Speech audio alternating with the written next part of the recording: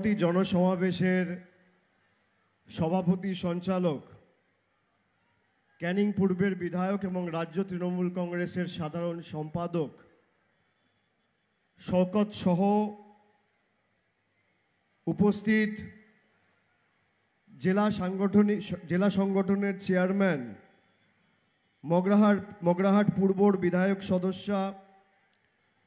নমিতা সাহা সহ রয়েছেন কুলতলির জনপ্রিয় বিধায়ক ভাতৃপ্রতিম গণেশ মণ্ডল সহ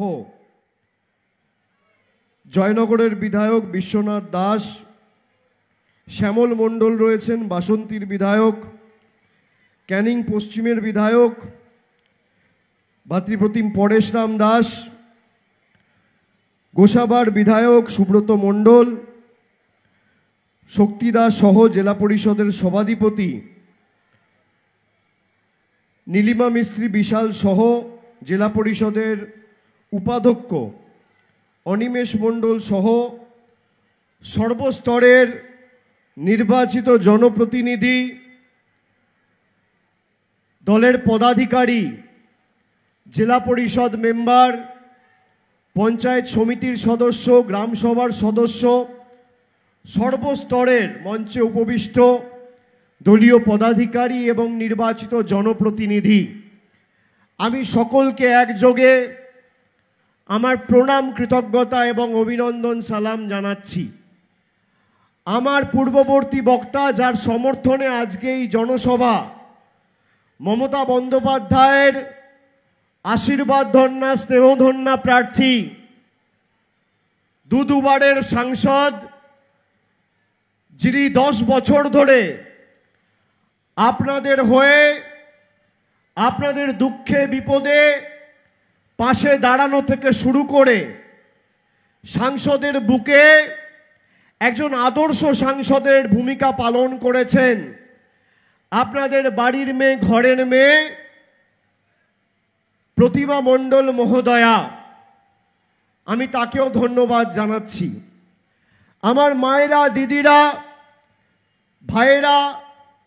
সহযোদ্ধা, সতীর্থ, প্রবীণ, নবীন, যারা আজকে এই সভায় এসছেন, মাঠ তো কানায় কানায় পূর্ণ। আমি আসার সময় দেখছিলাম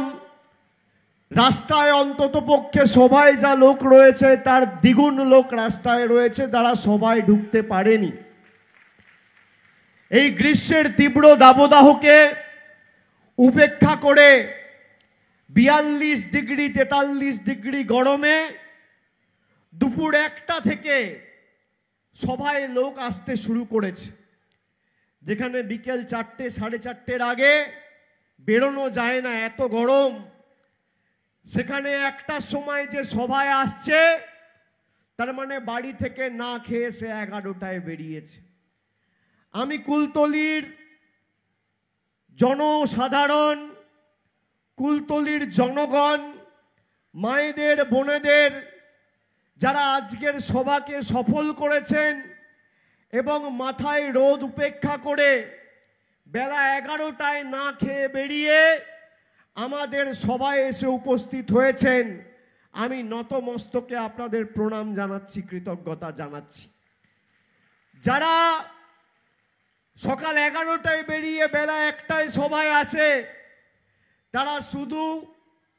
আমাকে দেখতে বা তৃণমূলের বক্তব্য শুনতে বা প্রার্থীকে সমর্থনের কথা জানাতে আসে না, তারা সিদ্ধান্ত নিয়ে আসে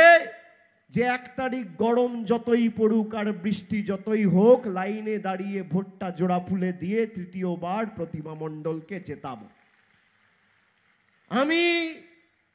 বারে বারে এই জেলায় যখনই এসছি, আমি মনে করি দক্ষিণ কলকাতা যদি আমার জন্মভূমি হয়,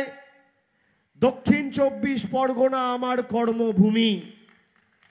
এই জেলায়